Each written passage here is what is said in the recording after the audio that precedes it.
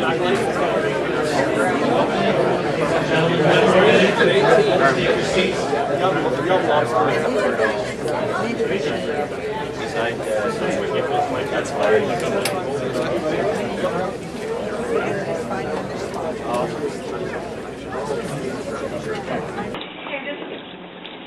for Bob Hawksworth, Shandong, existing alderperson. What did you do to stop the massive shortfall that is projected for next year? With the large budget deficit cuts will have to take place in a city where tax increases seem to be taboo. How would you deal with the deficit without cutting parks funding, arts programs, planets, or any other initiatives? Right. There's one thing from the previous question I just think it's important to know, and I apologize for going back, but I don't know if people understand that the original alignment for the West LRT was approved by City Council in the mid-1980s, before David Bronconnier was ever elected either as an alderman or as mayor. There was something implied in that question at the last that I think needed to be addressed. I apologize I didn't do it at the time, but there was nothing that had anything to do with Mayor Bronconnier and any land he owned that had to do with the establishment of that functional study and the alignment for West LRT. So, sorry, that's an important point that I just want to clarify. The City Council is not able to run a deficit budget. Every year, our operating budget has to be in balance. For 2010, our operating budget is balanced. What we're talking about is 2011, the third year of our three-year budget, and the assumptions that City Council made in establishing that budget are changing as they do each year. And in November, City Council is going to take a look at what were some of the unforeseen changes to the budget and make adjustments as required. For example, the assumptions around how much the city would collect for the sale of natural gas and electricity. Those prices have dropped. The revenue the city gets is based on the price of natural gas and electricity. So the assumptions are changing, and human resource costs around pensions that were unanticipated. So the first thing council is likely to do is to cut all the growth. Wrap up here.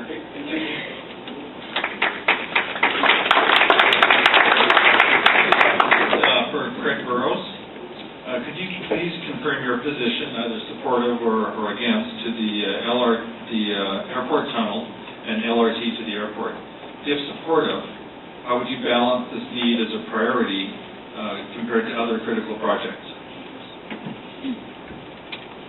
Well, first of all, I tell you what I have to make the tough decision.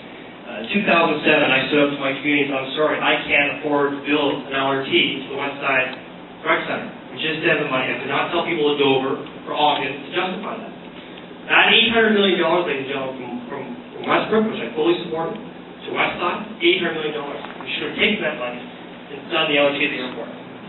Alderman Hawksworth, Connolly, McIver supported it. So, ladies and gentlemen, the reason we're making tough decisions is because another council made that decision. That being said, the LRT to the airport, to me, is the #1 transportation partner for the city.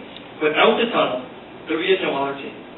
The economic opportunity that we will lose, the tourism opportunities, the opportunity to develop the Northeast, as Alderman McIver says, that live, work, play, is right there. So that's why I'm going to support it. As far as funding, can I still have that? One more second. Of course. Okay. Well, the funding side is two parts. Alderman Chabot, Stevenson, and Jones stood up and said, you know what?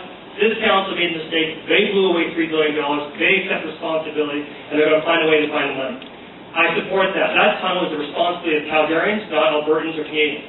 But the responsibility of Canadians is making sure that now we've done Vancouver, we're doing Toronto, the next public transportation system to the airport will be Calgary, and Ottawa benefits by us continuing to drive the money into the economy and back to the rest of Canada.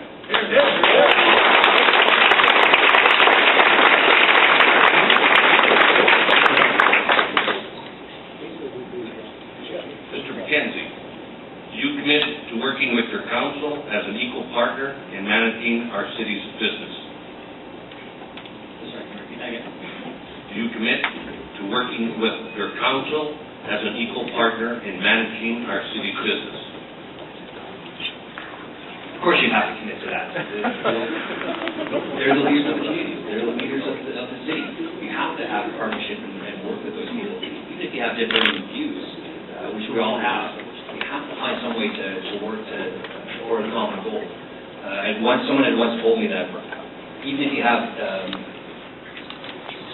difference of views, you have to believe that these people work for your best interest.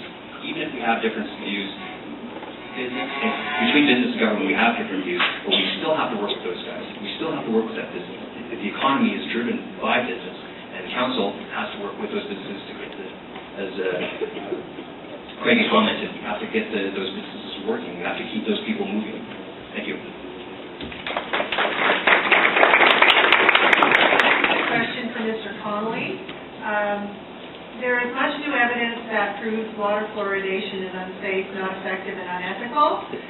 Should mass medication of Calgary's population with fluoride be continued? The city is proposing to add more fluoride into our drinking water. Would you support this? Because the belief is that right now the fluoride level in our water is above toxic levels. Is this going to be addressed in the future? Thanks for the question. Before I answer that, I just want to talk a second about the $60 million deficit. Because when we were coming down to the dying days of council, I brought forward a notice of motion on how to deal with a $2 billion deficit. Because it's a lot of money. And I brought forward a framework that would put the budget into three different buckets, if you will. One was critical services. One was what efficiencies are you developing? And the last one, what are we dumping? Because I do believe there is room there that we could cut back and save quite a bit of money. And it's so concerning that I met with Owen Tolbert, the city manager, this week to talk to him further about it. And he likes my notice of motion, and he wants me to reintroduce it in the future. Because it's critical that we get our hands around how we manage a $2 billion budget and how we're going to cut a $60 million deficit. How do we do that? It's not just something that you do off the top of your head. So I just wanted to address that. On the issue of fluoride, I'm not a scientist. And when this came to council, it was a very divisive topic. And we went through a lot of presentations, and it was like, your scientist is bigger than my scientist. And know that Edmonton has fluoridation in their water too. And you have to trust other people like the Alberta Medical Health Officers and people like that, whose job it is to bring forward that evidence. So I've met with many of the fluoride proponents, both for and against. And I told them, you know what? Go talk to the province, because this is really their bailiwick. They're the ones who need to dictate whether it's safe or not, and that's what I left them at. So they are going to go to the province and talk to them, because it's their portfolio that they manage. Right? Thank you. Thank you. This question is for John Lord. What are your plans for providing long-term housing to the homeless and low-income community in Calgary? Well, thank you for the question, because I've actually done a lot of work on that. But before I answer that, I just wanted to bring up one minor point. Back in 1998, Don Wright of the Calgary Herald said that John Lord was almost single-handedly responsible for getting fluoride onto the ballot, so people could have a choice in that election. And I do note that Don Lovett, campaign manager for one of my worthy opponents, told me personally he is the man who brought fluoride to Calgary and was very proud of it at the time. So just thought people might be interested in that. In terms of my work with housing and homelessness, I started almost as a one-man parade on the notion of legalizing basement suites as probably the only pragmatic, realistic solution to dealing with the NIMBY issues and the problems associated with basement suites that would be fixed if they could be legalized, and also to the problems of our young people finding affordable housing as they were growing up and leaving homes in the late 90s and early 2000s. So I started that parade. Weren't many people supporting it at the time. I continued. I never quit working on anything until I was 16. When I became an MLA, I brought it up, asked for a committee. The committee traveled the province, and we did get basement suites legalized under the provincial building codes right across the province of Alberta. I'm very proud of that, actually. I'm very proud of the work that I've done on working for affordable housing and for homeless people. And I certainly have a soft spot for our young people out there trying to make a go of it in Calgary in today's economy. Thank you. Thank you.